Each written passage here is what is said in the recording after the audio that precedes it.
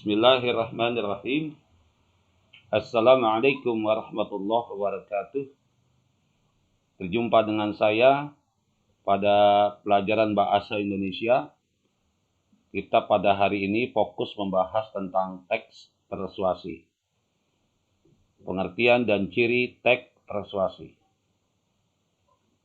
Apa itu teks persuasi?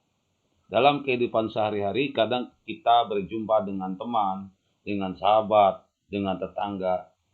Suatu ketika dia menyampaikan satu ajakan kepada kita untuk melakukan sesuatu. Dia yakinkan kita, dia bujuk kita, dia kemukakan argumen-argumen atau alasan-alasan sehingga kita mau mengikuti apa yang dia minta, apa yang dia sarankan. Nah, usaha atau kalimat-kalimat yang disampaikan oleh sahabat tadi kita itu itulah yang dimaksud dengan teks atau kalimat-kalimat persuasif atau kalimat-kalimat bujukan. Jadi, apa itu teks persuasi?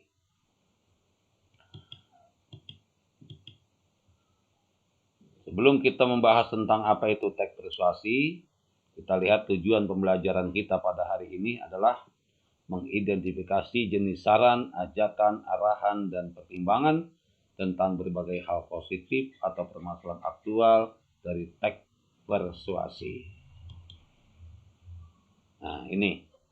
Teks persuasi adalah teks yang bersifat mengajak, menghimbau, mempengaruhi agar pembaca dan pendengar atau pembaca atau pendengar mengikuti keinginan penulis atau pembicara. Teks persuasi adalah teks yang bersifat mengajak, menghimbau, dan mempengaruhi agar pembaca atau pendengar mengikuti keinginan penulis atau pembicara. Ini satu contoh. Ada teks 1. Kita baca ya. Penyebab seseorang mengalami gangguan pencernaan antara lain pola makan yang tidak teratur, misalnya sering terlambat makan, kurang mengkonsumsi sayur dan buah, dan kurang memperhatikan gizi makanan. Salah satu upaya menjaga saluran pencernaan agar tetap sehat, makanlah dengan pola makan yang sehat dan seimbang. Jadi, teks ini mengandung kalimat ajakan. Mana kalimat ajakannya? Nah, ini salah satu upaya menjaga saluran pencernaan agar tetap sehat, makanlah dengan pola makan yang sehat dan seimbang. Jadi kalimat ajakan adalah makanlah. Memang ciri kalimat ajakan salah satunya adalah berpartikel. Minumlah, makanlah, buanglah. Nah, ini ciri-ciri kata kerja yang berpartikel adalah kalimat ajakan. Kita lihat pada teks selanjutnya. Waduh, udah kata dia ya. Kita baca ya. Sejak terjadinya bencana gempa bumi dan gelombang tsunami itu, seringkali bencana tersebut dijadikan sarana untuk memungut uang dari masyarakat. Banyak organisasi atau kelompok orang yang tak bertanggung jawab meminta sumbangan untuk korban bencana tersebut. Mereka beroperasi di atas bus kota, lampu merah, dan pinggir-pinggir jalan lainnya yang mengatasnamakan dinas sosial. Oleh karena itu, masyarakat harus berhati-hati terhadap ulah oknum tersebut. Nah, kalimat ajakannya adalah, oleh karena itu, masyarakat harus berhati-hati terhadap ulah oknum tersebut. Inilah teks yang mengandung ajakan, bujukan agar masyarakat berhati-hati. Nih. Jadi dari dua contoh ini dapat kita simpulkan ya, apa itu teks persuasi Nah, teks persuasi, teks yang berisi dan bertujuan mengajak, membujuk, mempengaruhi, menghimbau penulis atau pembaca agar melakukan sesuatu sesuai dengan keinginan penulis. Lanjut. Ya. Kita sampai pada ciri utama teks persuasi. Tadi saya sudah sampaikan, ciri utama teks persuasi adalah adanya kalimat ajakan. Kalimat ajakan yang seperti apa? Nah, kalimat ajakan ternyata tidak semuanya dapat kita kenali dengan adanya kata-kata ajakan. Seperti mari, ayo, seharusnya. Kemudian kata-kata berpartikel lah, buanglah, bacalah, siramlah, ungkapkanlah.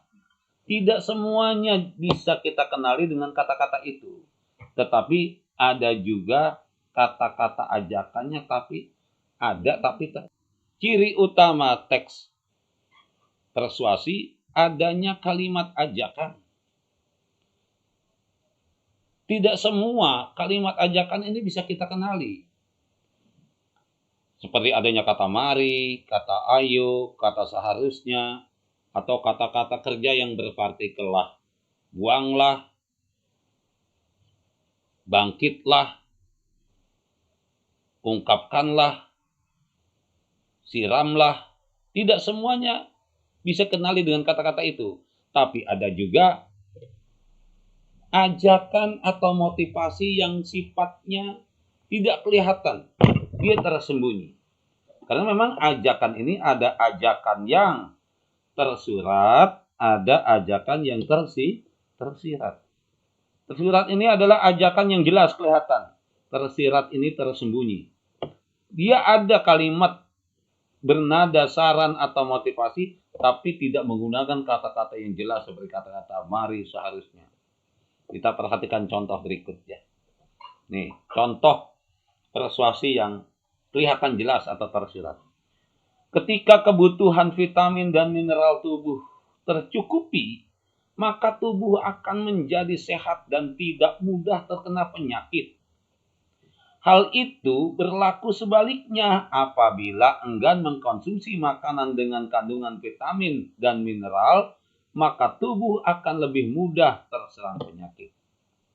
Oleh karena itu, mulai dari sekarang, mari terapkan pola hidup sehat dengan makan makanan yang mengandung vitamin dan mineral, serta nutrisi lainnya.